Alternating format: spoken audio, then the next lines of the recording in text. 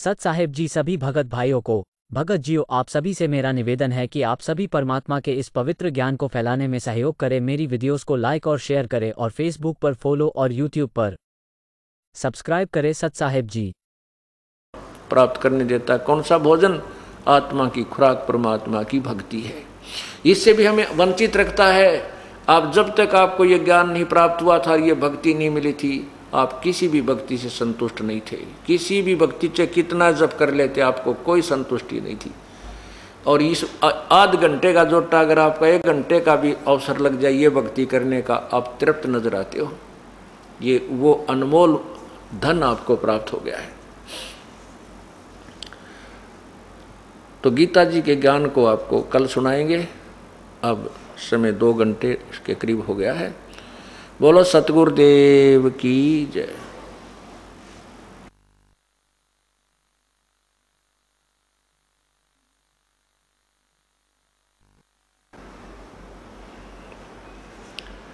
परमपिता परमात्मा सर्व सृष्टि रचनहार कबीर बंदी छोड़ जी की असीम कृपा से ये 5 दिवसीय समागम चल रहा है। ऐसे शुभ काम उस पूर्ण प्रभु की अपनी रजा से ही हुआ करते हैं।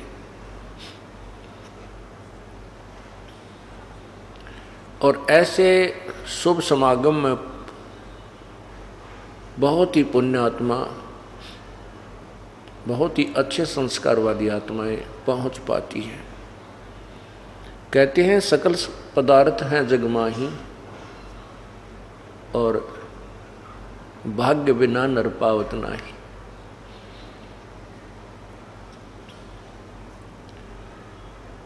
सत्संग में आने से प्राणी को ज्ञान होता है कि जो क्रियाएं तू पर करता आ रहा है ये कितनी आवश्यक है और कितनी अनावश्यक है।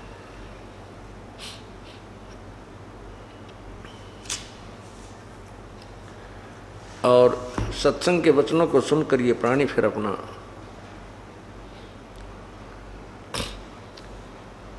जीवन बदल लेता है, अपनी प्रक्रियाओं में परिवर्तन कर लेता है। और इतना ही काम है। जो बुराइयां हम कर रहे थे उनको त्याग देना है और जो प्रभु के दिए हुए नियम हैं, परमात्मा का जो संविधान है, उसको स्वीकार कर लेना है। हम संविधान तोड़कर अपराधी बन जाते हैं, संविधान नहीं तोड़ेंगे तो हम अपराधी नहीं बनते। संविधान कैसे कैसे टूटता है। बुराई करने से परमात्मा का संविधान टूटता है। शराब पीने से, तंबाकू प्रयोग करने से, मांस खाने से और अन्य नशीली वस्तुओं का प्रयोग करने से, चोरी, डाके, ठगी, जारी, बुरी नीयत और अन्य झूठ, कपट, हिंसा आदि से परमात्मा का विधान भंग होता है, जिस कारण से ये प्राणी अपराधी बनता है। फिर आध्यात्मिक मार्ग के अंदर संतों का एक विधान प्रभु का ही दिया हुआ अन्य है, जिसमें है कि शास्त्र अनुकूल साधनाएं करना, शास्त्र विधि को त्याग कर मनमानी पूजा करना भी अपराध है। शास्त्रों में जो लिखा है कि पूर्ण परमात्मा ही भक्ति योग्य है, उसी की साधना से जीव का कल्याण संभव है, उसको त्याग कर अन्य जो पूजाएं करते हैं वो मूर्ख लोग हैं। पवित्र गीता जी मैं आपको आज दिखाऊंगा, पढ़ के सुनाऊंगा। उस पवित्र सदग्रंथ में क्या अनमोल खजाना भरा है भक्ति का, और हम उसको समझ नहीं सके क्योंकि हमें जो गुरुदेव मिले थे, जो गीता जी के अनुवाद करता थे, वो तत्व ज्ञानहीन थे।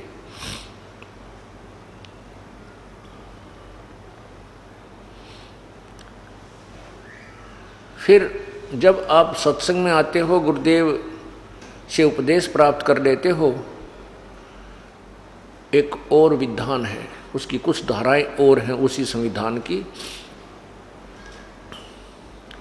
गुरु वचन निश्चय कर माने, पूरे गुरु की सेवा ठाने। गुरु वचन, गुरुदेव का जो आदेश है उसको अवश्य माने। यदि आप गुरुदेव का आदेश की अवहेलना कर देते हो तो आप फिर दोषी बन जाते हो।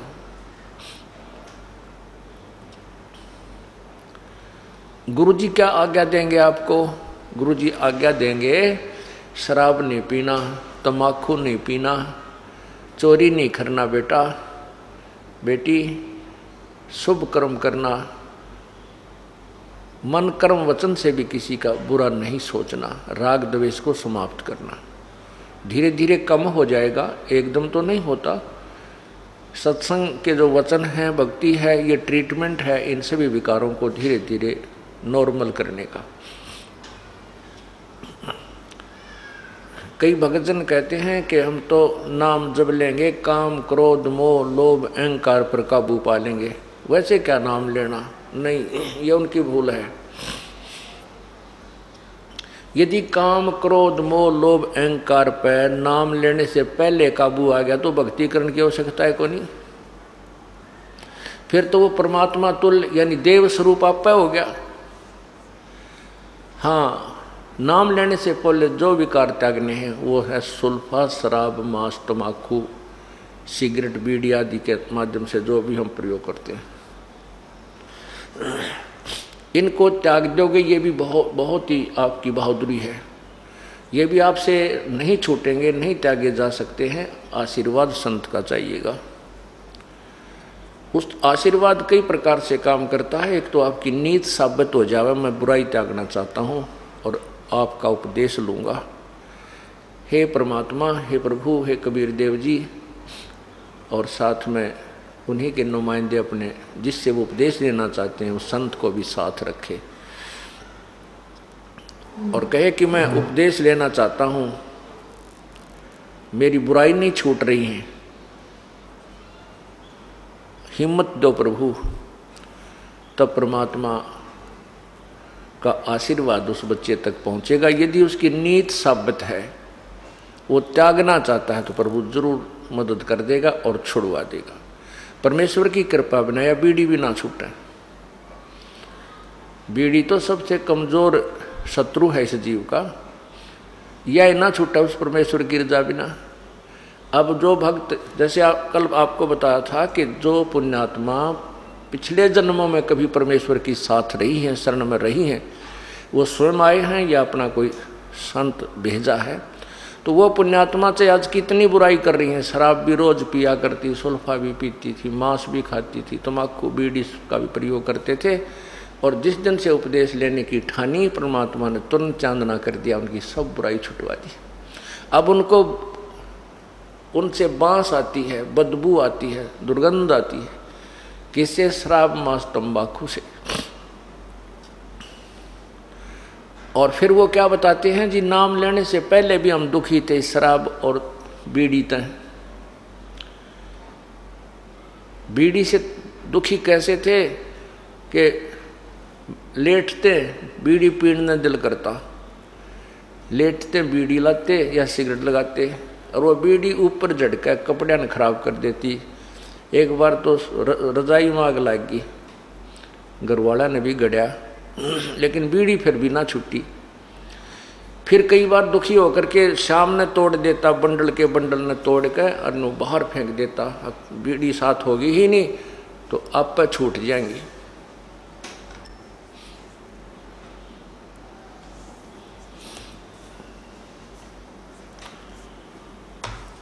तो वो कहता है कि ऐसे करके हम सामने तक सो जाता, 1-2 घंटे के बाद फिर आँख खुल जाती, नींद से जाग जाता और बीड़ी की ललक उठती। वह जूठे टोटके पड़े पाती है ना, कितने छोटे छोटे से, उन ठा के पिया करता, बीड़ी छुट्टी नहीं। अब कृपा हुई है परमात्मा की अब बदबू आती है, यदि कोई साथ बैठ कर दूसरा भी पीता है तो हमारे को वो अच्छा नहीं लगता। तो ये कृपा भी परमात्मा की होती है। अब जो भाई ये कह रहा था कि मैं तो काम क्रोध मोह लोभ अहंकार सब को त्याग कर फिर नाम लूंगा, वो आदमी नाम लेना नहीं चाहता या उसको ज्ञान कति नहीं। काम क्रोध लोभ मोह अहंकार ये परमानेंट एनिमी है इस आत्मा के, इस जीव के पक्के शत्रु हैं। और इनसे ना ब्रह्मा जी बच सके हैं, ना विष्णु जी, ना शिव जी। और फिर आम जीव की तो औकात क्या है? इन काम क्रोध मोह लोभ अहंकार से आप पे छुटकारा पाले नहीं हो सकता है। इसका एक बहुत लंबा ट्रीटमेंट है। छुटकारा तो होगा लेकिन लंबा ट्रीटमेंट है, जो इस तत्व ज्ञान और इस यथार्थ भक्ति विधि से ही संभव हो सकता है। क्या बताते हैं? सरंग बरंग मृग कुरंग और पतंगा, इंद्री एक ठग्यो तिस अंगा, और तुमरे संग पांचों प्रकाशा, ये योग युगत की झूठी आशा।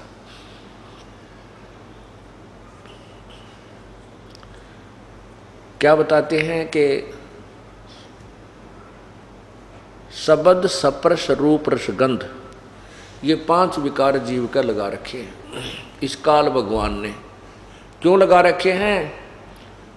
कि ये परमात्मा की भक्ति ना कर ले, वह कभी कोई संत आवे और यथार्थ भक्ति का वो संदेश देवे तो वो उस भक्ति को कर ना सके, और दूसरी जो भक्ति हमारी है उसको ये करते रहें और उसमें ये काम क्रोध में भी लिप्त रहें, तो इनकी यहीं पर जन्म मरण की प्रक्रिया बनी रहेगी। ये सूझबूझ से काल भगवान ने अपने ये विकार लगा रखे हैं।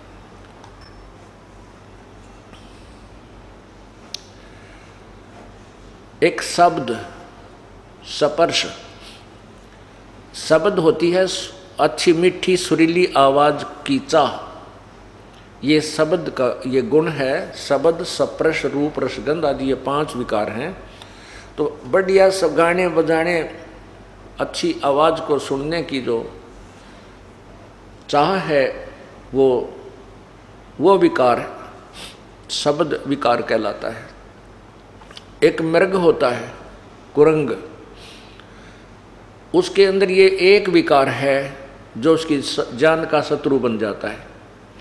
उसको सुरीली तान सुनने की आवाज़ है, और शिकारी जब मृग पकड़ते हैं, हिरण को पकड़ते हैं, तो वो एक प्रकार की धुन, एक सारंगी सी पर हारमोनियम पर एक प्यारी प्यारी धुन शुरू कर देते हैं, और वो मृग उस शब्द के वश होकर, उस सुरीली आवाज़ को सुनने के वश होकर के वहाँ से चलकर शिकारी के घुटनों में शीश रख देता है और प्यार से उसको सुनता है। उस एक शब्द विकार ने, एक कान के विकार ने उस मृग की जान शिकारी के हाथों में सौंप दी। वो रुक नहीं सका, वो विवश है, उसके बस की बात नहीं है। और वो मृग को पकड़ ले गया, उसको मार लिया, उसके चाम का अलग से प्रयोग किया, मांस न्यारा बेच दिया, हड्डी की तो और प्रयोग कर ली। स्पर्श, स्पर्श कहते हैं इस काम को, काम कहते हैं विषय वासना, जो अंग्रेजी में सेक्स कहते हैं। हाथी में सबसे ज्यादा काम वासना होती है, और हाथी पकड़ने वाले एक हथनी को ट्रेंड कर लेते हैं और जंगल में जाकर के गहरा गड्ढा खोद लेते हैं, उसके ऊपर घास फूस से बोदी बोदी लकड़ियों से उसको ढक देते हैं, और ऊपर उसके ऊपर घास ऐसा ही डाल देते हैं जैसा उस जंगल का घास होता है, ऐसे खड़ा सा कर देते हैं। और उस ट्रेंड हथनी को, वो शिक्षित हथनी को हाथियों के झुंड में भेज देते हैं। वो हथनी जाकर के उनके साथ स्पर्श करती है, उनके शरीर से शरीर घिसाती है, स्पर्श करती है, अर्थात उनको कामो वासना के लिए उत्तेजित करके कर देती है और हाथी उसकी तरफ दौड़ते हैं। उससे वासना करने की चेष्टा करते हैं तो हथनी वहाँ से चल पड़ती है, वो दौड़ लेती है, उसके साथ 5-7 हाथी भी साथ साथ चल पड़ते हैं। उसको पता होता है और वो व्यक्ति जो होते हैं शिकारी, वो वृक्षों की ओट लेकर खड़े हो जाते हैं। वो हथनी सीधी आती है उस गड्ढे की तरफ और हाथी भी उसकी चारों तरफ को उस आगे से घेरने के लिए भाग रहे होते हैं। वो जल्दी से सीधी आकर के तुरंत वहाँ से कट मार कर और बराबर से ऐसे भाग के फिर तुरंत उस गड्ढे के सामने आकर सीधी भाग लेती है। हाथी सीधे ही भाग लेते हैं और उस गड्ढे के अंदर वो गिर जाते हैं। जब गड्ढे में वो गिर जाते हैं, उस बड़े बड़े चिंगाड़ते हैं, शिकारी फिर उनको हंटर लगा लगा कर काबू कर लेते हैं और फिर गांव गांव में, नगर नगर में, सर्कस में ले जाकर उनकी रेल बनाते हैं, उनका जुलूस निकालते हैं। एक सप्रस विकार के कारण हाथी विवश हो गया, परवश हो गया और अपना जीवन व्यर्थ कर लिया।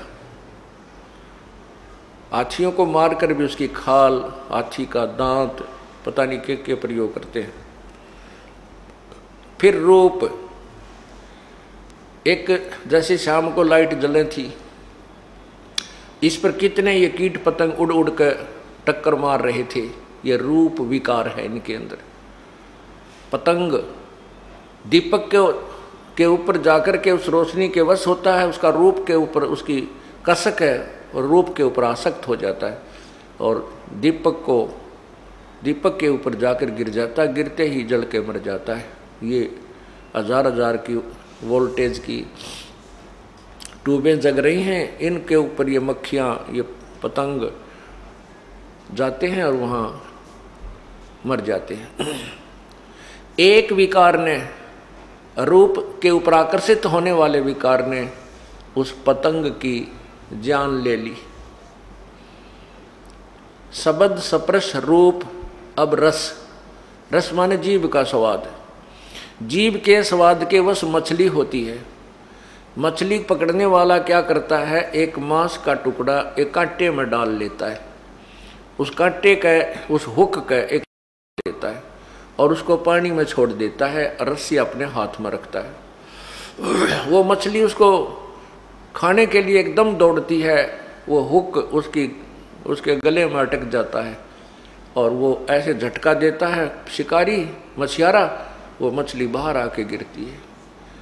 एक जीव के स्वाद ने मछली की जान ले ली। गंध, सुगंध।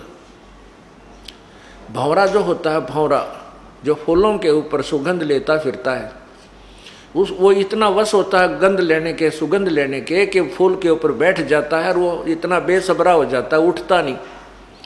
और शाम के समय वो फूल बंद हो जाता है। कई ऐसे फूल हैं जो बंद हो जाते हैं, अच्छे मजबूत होते हैं, और वो भंवरा उसके अंदर ही रह जाता है, उसकी जान चली जाती है, वो उठता नहीं, इतना विवश है। तो यहाँ कहते हैं कि कुरंग मतंग, कुरंग कहते हैं मृग को, मतंग कहते हैं हाथी को, और पतंग रूप, कुरंग मतंग सरंग और भृंगा, इंद्री एक ठगोतिस अंगा। ओए होए, के जैसे मृग और हाथी और पतंग, शरंग मछली को कहते हैं, और भंवरा, इन पांचों में एक एक विकार था। इन एक एक विकार ने ही इनकी जान ले ली। और तुमरे संग पांचों पर कासा, योग युगत की झूठी आशा। मनुष्य जीवन में काल ने और जुल्म कर दिया। इस मनुष्य जीवन के मनुष्य मानव शरीर में ये पांचों लगा दिए। ये पांचों विकार मानव को प्रभावित रखते हैं। इसमें जीभ का भी स्वाद है, कानों का भी रस लेने, गाने गुने सुनने चाहिए इसने, गुटी सूटी लाने बढ़िया हैं, चटपटे भोजन खाने के लिए।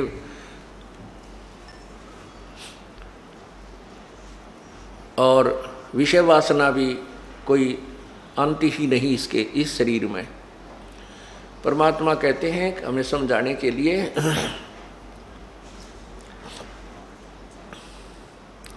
कबीर कुत्ता रुत पे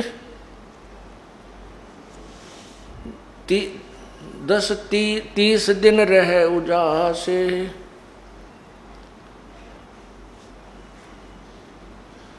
कामी नर कुत्ता सही 6 ऋतु 12 मास। परमात्मा कितनी प्यारी तुलना करते हैं इस मनुष्य के साथ। कहते हैं कुत्ता एक ऋतु आने पर ही 30 दिन तक वो काम वासना से प्रेरित रहता है, और कामी नर कुत्ता सही 6 ऋतु 12 मास। कामी माने विषय वासना वश होकर ये नर उस कुत्ते से भी बदतर है, इसकी कोई ऋतु ही सीमित नहीं है, 6 ऋतु 12 मास ही ये काम उत्तेजना के वश रहता है। अब क्या कारण है कि जैसे काल ने हमारे ये मनुष्य जीवन देते ही ये 5 विकार फिट कर दिए कि या तो ये भक्ति करे नहीं, और करे तो ये विकार इसको करने नहीं थे। परमात्मा पूर्ण ब्रह्म बड़े दयालु हैं, उन्होंने एक ऐसा ट्रीटमेंट दिया हमारे को इस सत्य नाम का, श्वास से सिमरन का। इससे ये विकार धीरे धीरे कति नष्ट हो जाएंगे, बिल्कुल नॉर्मल से बने रहेंगे, ये दबाव नहीं दे सकेंगे। और फिर ये ज्ञान ऐसा दे दिया कि हम गलती करने की चेष्टा करेंगे या कोई मन में विकार काल प्रेरित करेगा, तुरंत ये ज्ञान अड़ जाएगा और परमात्मा इस मन की परों को काट देगा, और भक्ति का जो सहयोग है वो आपको इन विकारों से बचाएगा, और कुछ दिनों के बाद ये ठीक हो जाएंगे। ये बिल्कुल समाप्त नहीं होंगे, लेकिन ज्ञान से ठीकम इस सतनाम से बिल्कुल ऐसे हो जाएंगे, हानि नहीं कर सकेंगे, आपको बाधक नहीं बनेंगे आपके लिए।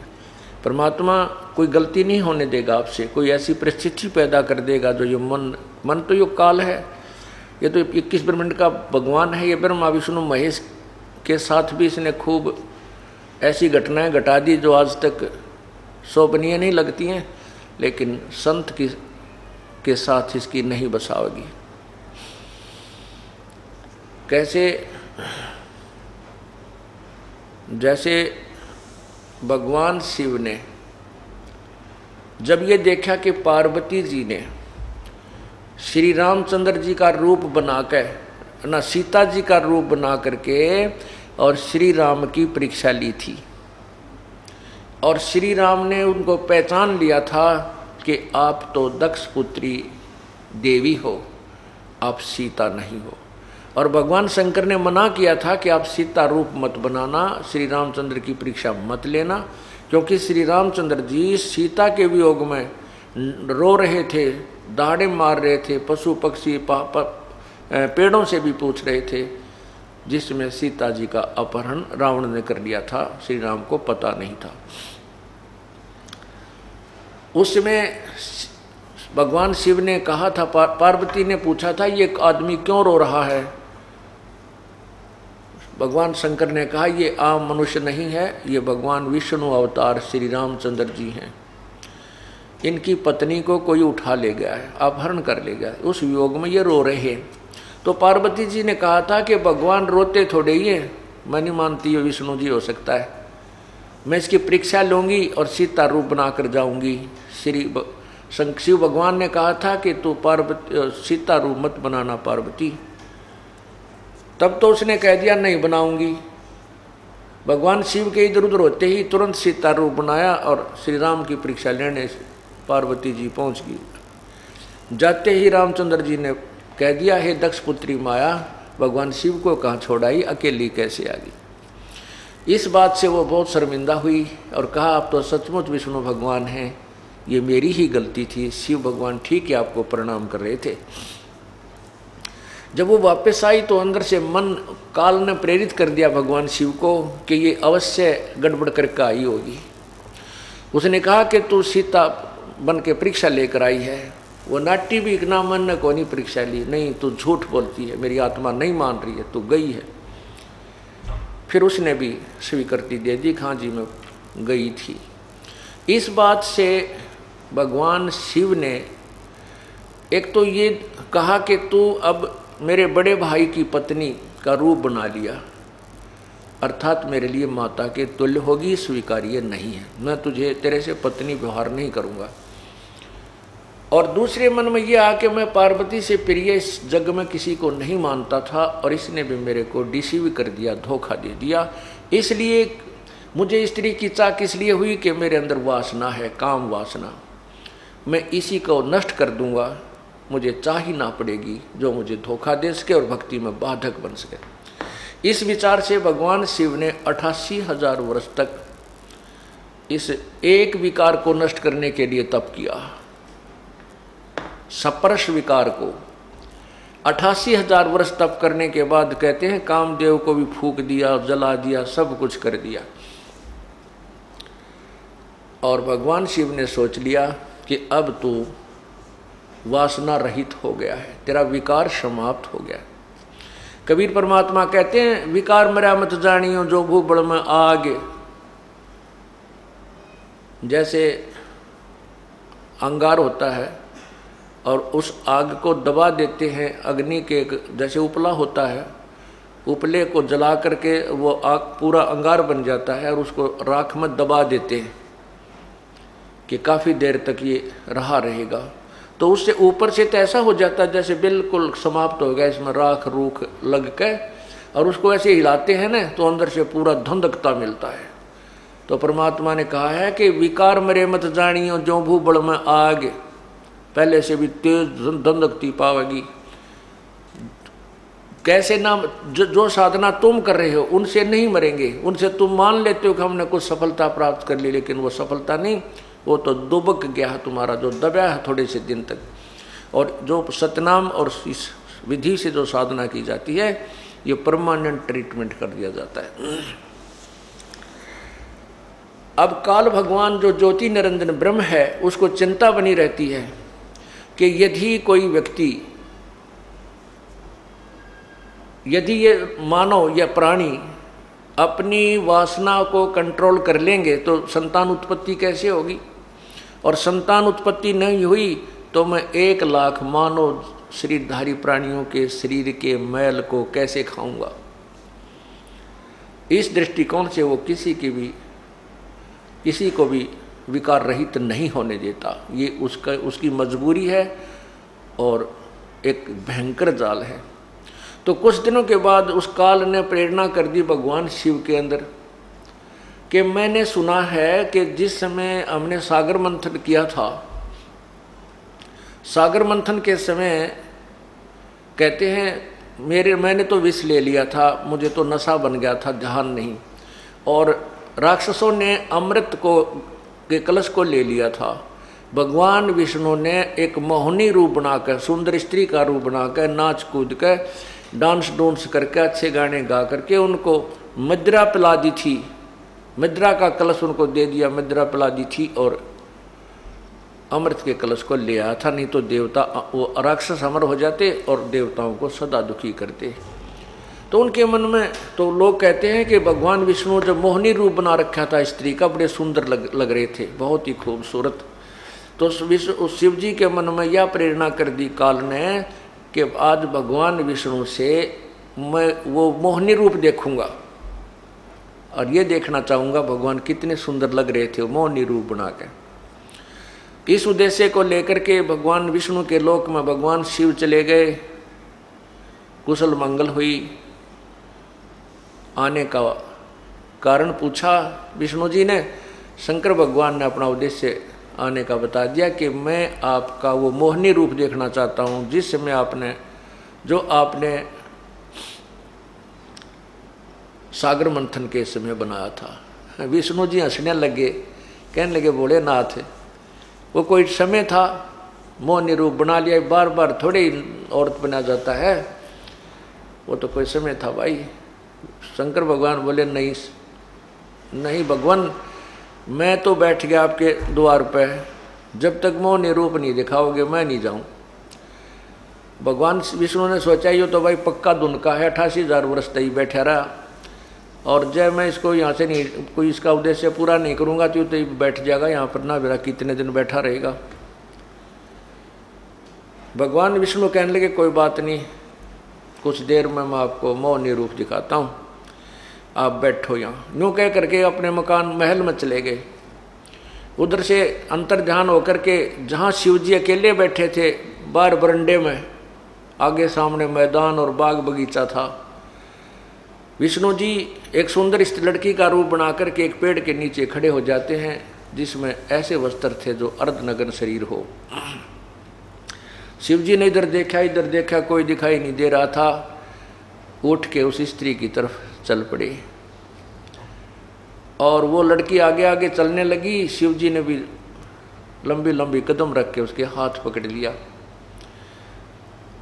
और वो आगे चलती रही। कहने का भाव ये मैं पुराण में लिखा है जो हम आपको बता भी नहीं सकता भगवान शिव जी की क्या दशा हुई। तो उसी समय भगवान विष्णु ने अपना विष्णु रूप बना लिया। तब भगवान शिव जी शर्मिंदा से हो गए। अब परमात्मा याद दिलाते हैं कि ये जिस विकारों को, विषय वासनाओं को तुम समाप्त कहते हैं, जैसे अग्न काष्ठ के माही है व्यापक पर दिसे नाही, ऐसे कामदेव पर चंडा व्यापक सकल दीप नौखंडा। जैसे अग्नि काट के माही, काट में अग्नि है पर दिखती नहीं, और जब इसको अग्नि लगा दी जाएगी तो पकड़ पाटेगा, यानी आगे आग हो जाएगी। ऐसे ही ये विषय वासना प्रत्येक प्राणी के अंदर विद्यमान है व्यापक पर दिसे नाही, ऐसे काम देव पर चंडा व्यापक सकल दीप नौखंडा।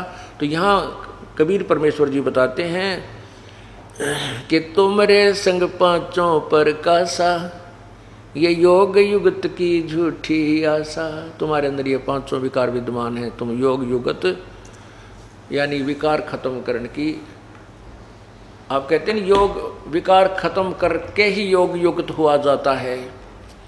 विकार तुम्हारे समाप्त हो ही नहीं सकते, योग युक्त तुम हो नहीं सकते, इसलिए योग युक्त नहीं हो सकते। देयरफॉर इसलिए आपका जीवन जो है या भक्ति भी व्यर्थ और आपका जीवन भी व्यर्थ, आपका उद्देश्य भी गलत है। जो तो आप सोच रहे हो कि मोक्ष प्राप्त कर लेंगे या परमात्मा से संपर्क कर लेंगे, क्योंकि आप कहते हो विकार जब तक समाप्त नहीं होंगे हम भक्ति पर लगेंगे नहीं। और विकार समाप्त करने के लिए कौन से विकार? जो अंतःकरण के विकार, एक बाहर के विकार जो आपको पहले बताया, शराब मांस तंबाकू चोरी ठगी बकवाद ये माड़ी नीत करना, ये बाह्य विकार है। अंदर के विकार, ये पांचों विकार समाप्त करने के लिए आपको एक लंबा ट्रीटमेंट आजीवन करना होगा। कौन सा है? राम नाम रटते रहो जब तक घट में प्राण, कभू तो दीन दयाल के भनक पड़ेगी कान। अंतिम श्वास तक ये ट्रीटमेंट आपको लेना पड़ेगा। कौन सा? सत्संग सुनना और धर्म यज्ञ, ये पांचों यज्ञ करना, परमात्मा का जो मंत्र है इन तीनों मंत्रों का जाप करना, और इस प्रकार आप इन विकारों से रहित रहोगे, परमात्मा प्राप्त कर सकते हो। अब हम उसी कहानी पर आते हैं, उसी कथा पर आते हैं जो कि कल अधूरी छोड़ी थी। त्रेता युग में पूर्ण परमात्मा, त्रेता युग में पूर्ण परमात्मा मुनिंदर नाम से आए थे, और द्वापर युग में पूर्ण परमात्मा करुणामय नाम से आए थे, सतयुग में सत्सुकृत नाम से आए थे। अब हम करुणामय रूप में जब वो आए थे द्वापर युग में, और द्वापर युग में श्री कृष्ण जी की भी भूमिका थी जो विष्णु अवतार थे। कल आपने सुना है, जैसे कल प्रकरण चल रहा था कि गीता जी का ज्ञान श्री कृष्ण जी ने नहीं कहा, गीता जी का ज्ञान काल ने कहा। वो प्रमाणित भी आपके सामने किया गया। अब उसी प्रकरण में एक उदाहरण और देते हैं आपको कि गीता जी का ज्ञान श्री कृष्ण जी ने नहीं, काल ने कहा था। कैसे? गीता जी अध्याय नंबर 2 के मंत्र 37 और 38 में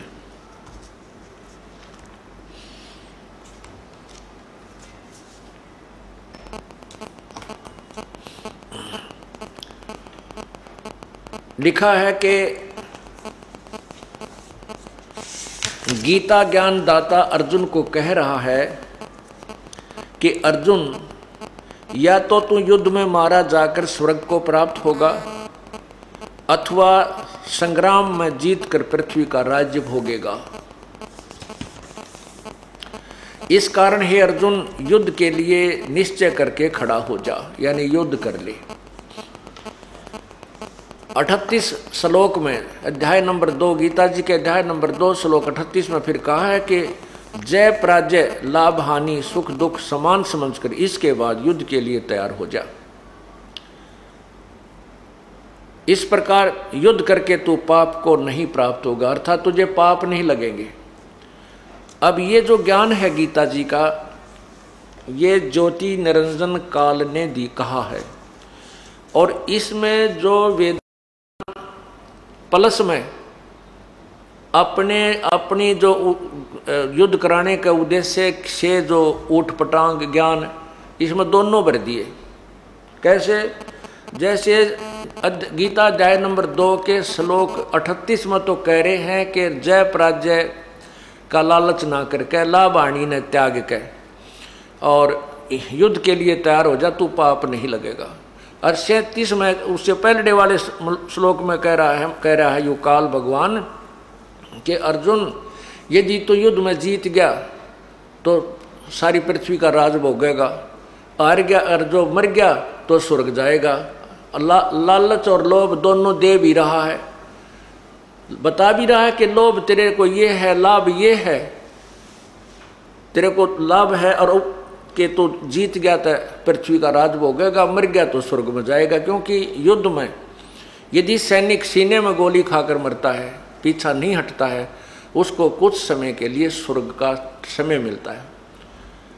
इस दृष्टिकोण से गीता ज्ञान दाता अध्याय 2 श्लोक 37 में तो लाभ बता रहा है, और 38 में नो कह जय और पराजय न छोड़ के लाभ हानि को भूल के तो युद्ध कर ले, पाप नहीं लगेगा। ये दोगला ज्ञान है। वेदों वाला ज्ञान तो सही है गीता जी में, जो ब्रह्म ने ही बोला है, और जो उसने युद्ध कराने के लिए अटकल लाई है वो ज्ञान ठीक नहीं उसका। अब गीता जी अध्याय नंबर 4 के 3 के अंदर कहा कि अर्जुन कह रहा है भगवान आपकी ये दो तरफा बातें यानी दोगली बात मेरे समझ में नहीं आती।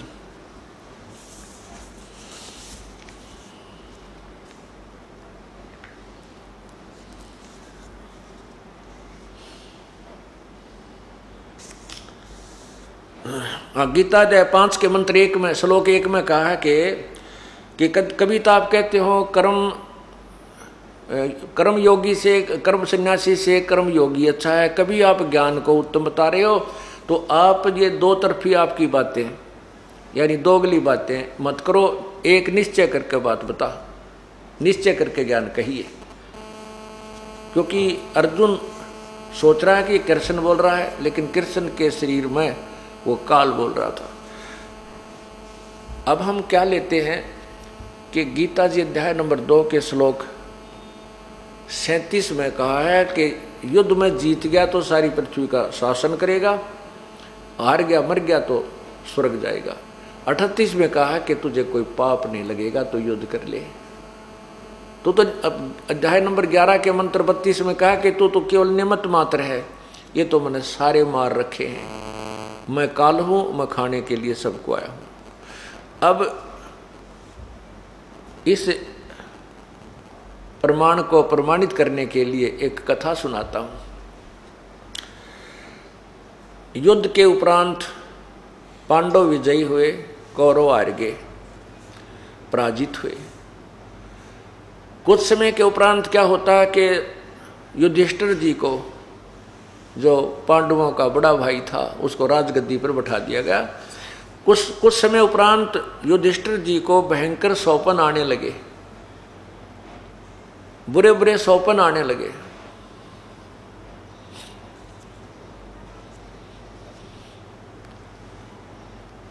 कैसे सौपन आते हैं कि कुछ ऐसे व्यक्ति दिखाई देते हैं जिनके शीश नहीं,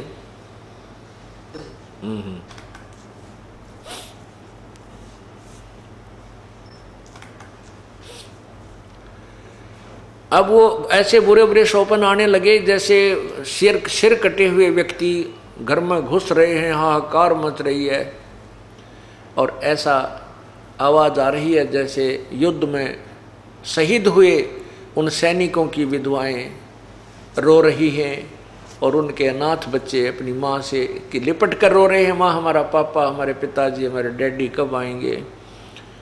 वो बच्चों को सांत्वना दे रोती हुई बताती है, बेटा वो फौज में गए हैं, कुछ दिनों में आ जाएंगे।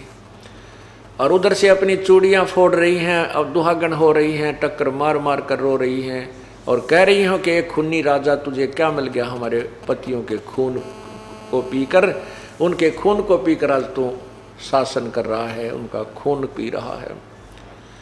ऐसे मन में ऐसे सौपन आने लगे, बेचैन होकर युधिष्ठिर बैठ जाता है, सारी सारी रात ऐसे आंखें फटी फटी सी रह जाती हैं, ऐसा भयभीत सा हो जाता है। द्रौपदी ने एक दिन देखा, पूछा क्या बात है स्वामी, आप सो क्यों नहीं रहे हो। तो युधिष्ठिर जी ने ऐसे ही कुछ नहीं कहकर टाल दिया और एक बार सोने का बहाना करके द्रौपदी को सुलाकर फिर बैठ गया। सारी सारी रात ऐसे जागता रहा। दूसरे दिन देखा, तीसरे दिन देखा तो द्रौपदी ने देखा कि खाना पीना भी छोड़ चुका है, सारा दिन ऐसे भयभीत सा रहता है, सारी रात जागता है, कभी झांकी खिड़कियों में जाकर देखता है, कभी इधर देखता है, उसको आवाज़ें आती हैं, चारों तरफ से बुरा हाल हो रहा है। तब द्रौपदी ने उन चारों पांडवों से कहा कि आपका भाई बहुत परेशान है, इसे पूछिएगा क्या समस्या है। 3-4 दिन से ना आहार ठीक कर रहा है, ना ये नींद ले पा रहा है। चारों पांडवों ने भाई से कहा, प्रार्थना की, भैया क्या हम आपके भाई नहीं हैं, आपके ऊपर कोई आपत्ति आई है, कोई राजकाज में दिक्कत है तो हम आपके भाई हैं और आपकी मदद करेंगे, आप हमसे क्यों राज छुपाए हुए हो। ये तो हमें मालूम है कि आप हमें दुखी करना नहीं चाहते, लेकिन एक समय ऐसा होता है हमने अपने भैया के साथ दुखी होना पड़ चाहिए। तो सारी बातें कहने के बाद युधिष्ठिर ने सच्ची बात बता दी, भाई ऐसे ऐसे हो रहा है, मेरे बस की बात नहीं है और मुझे बहुत डर लग रहा है, रात को कांपता रहता हूँ। अब ऐसी जब समस्या आती है तो हम गुरुदेव के पास जाते हैं। श्री कृष्ण जी पांडवों के धार्मिक गुरु थे, यादव के भी धार्मिक गुरु श्री कृष्ण जी ही थे। सभी ने एक ही राय बनाई कि श्री कृष्ण जी के पास द्वारका चलते हैं, इस समस्या का समाधान और कारण पूछते हैं। श्री कृष्ण जी के पास पांचों पांडव पहुंच गए, सभी व्यथा अपनी बताई, उसका कारण जानना चाहा, साथ में समाधान भी पूछा। श्री कृष्ण जी ने कहा कि तुमने जो महाभारत के युद्ध में जो हिंसा की है, बंधुघात किया है, क्योंकि वो सारे रिश्तेदार इकट्ठे हो रहे थे, किसी की सेना थी, किसी का चाचा था, कोई मामा था, कोई साला था। कहते तुमने जो युद्ध में सैनिक मारे हैं, जो बंधुघात किया है, वो पाप दुखदाई हो रहा है। अब अर्जुन तो कानों सुन रहा था उन बातों को, कुछ तो याद थी उसके। उसने ये सुना था कि तुम्हें कोई पाप नहीं लगेगा अर्जुन, तो युद्ध कर ले। गीता ज्ञान देते समय भगवान कह रहा था। और अब भगवान कह रहा है कि तुम्हें वो पाप लग गए जो युद्ध में किए थे, हिंसा की थी। मैं मना कर रहा था, मैंने हाथ जोड़े, मैं गिड़गिड़ाया कि मैं नहीं लड़ूंगा, चाहे तीनों लोगों का राज भी मुझे दे दे तो भी मैं नहीं लड़ना चाहता, युद्ध नहीं करना चाहता। और उस समय तो मुझे इतना प्रेरित कर दिया, तो युद्ध कर ले, डरा धमका के, इसी बूंदी शक्ल दिखा के, मैं काल हूँ, मैं खाऊंगा, मैं इतना डरा दिया युद्ध करवाने के लिए। और अब कहता है तुझे पाप लग, तुम्हें वही पाप लग गए।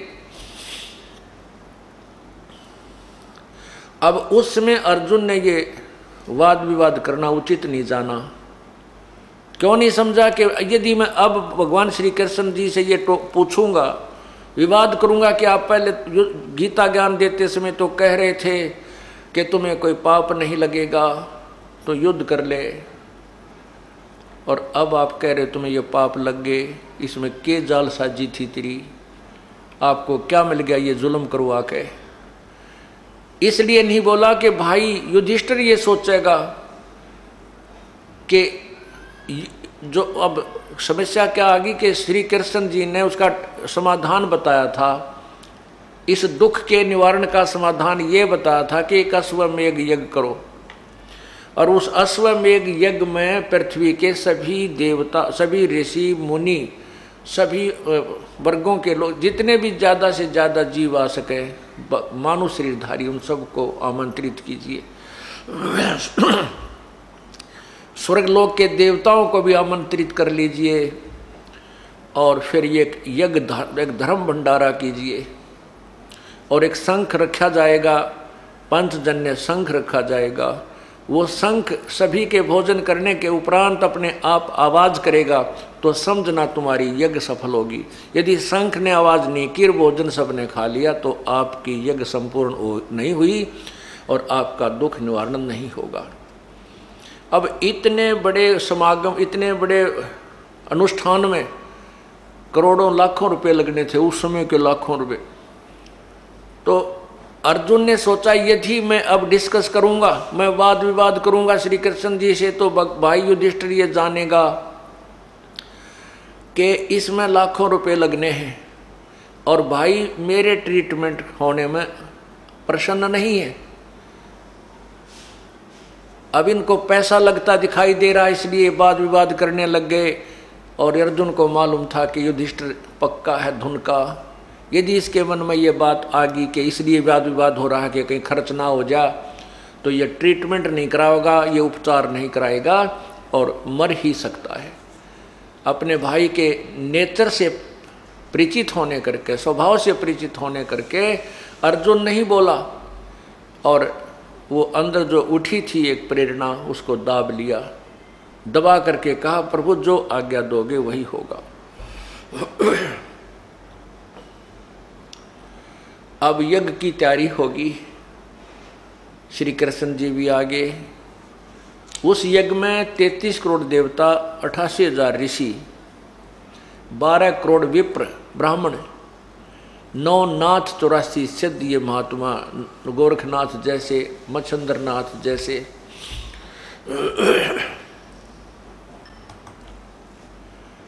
ये सभी विद्यमान थे। और हमारे जैसे जीवों का तो कहना है कि कितने बैठे थे।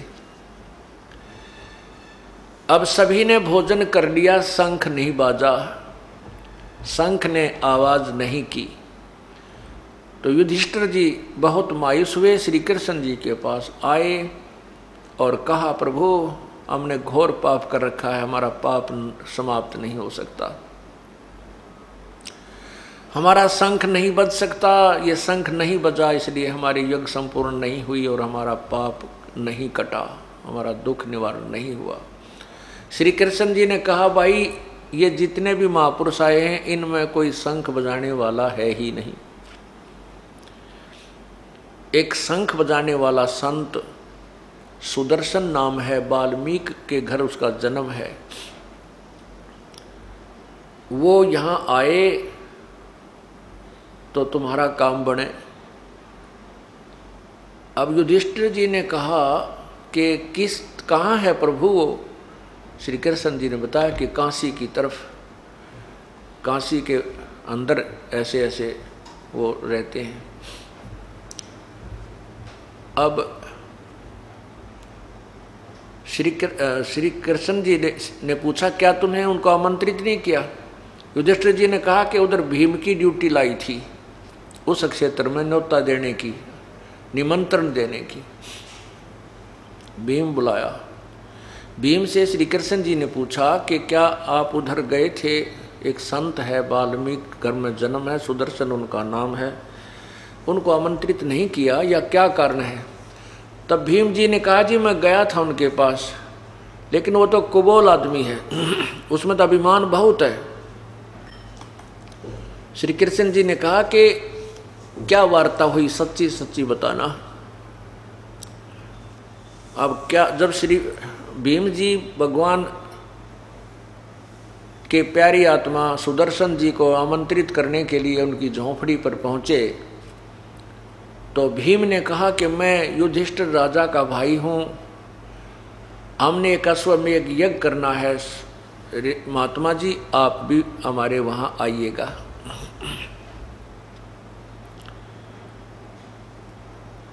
तब सुदर्शन जी ने कहा था कि भीमसेन, जो तुम्हारे अन्न को खाएगा वो लाखों वर्ष नरक में रहेगा। ऐसे लाखों बहन विधवा होगी, लाखों बच्चे आज अनाथ हैं और वो रो रहे हैं, हाहाकार मची है, और आप उस राज्य का, उन सैनिकों के खून को पी रहे हो। तुम्हारे अन्न को भी जो खावेगा वो भी नरक में जाओगा, तुम्हारा तो कहना ही क्या है।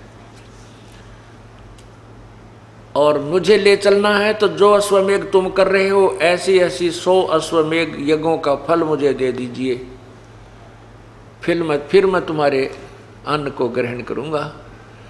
अब भीमसेन हो गया नाराज, और भीमसेन को यह अभिमान था कि हमारे साथ श्री कृष्ण जी रहे, इसने युद्ध में भी हमें जिता दिया, ये क्या बात है, ये तो लीला कर रहे हैं।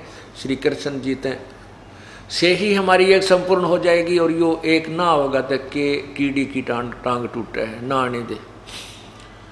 ऐसा कहकर कहने लगा बाबा जी घना मत बोला है, मुझे आदेश नहीं है हमारे बड़े भाई का, नहीं तो तेरी हड्डी पसली ये कर देता, तू घना मत बोला, हमें पापी कहता, तू अपने आप को निरपराध मानता है। आना होता जाइए ना, बेशक मत आइए। अब श्री कृष्ण जी ने जब ये वचन सुने कि पहलवान ने तो बात बिगाड़ दी, तब श्री कृष्ण जी ने कहा युधिष्ठिर, भीम आप संतों के साथ ऐसे व्यवहार करने से भी पाप के भागी बन गए, और वो पूर्ण संत हैं, पूर्ण परमात्मा की पूर्ण भक्ति युक्त हैं।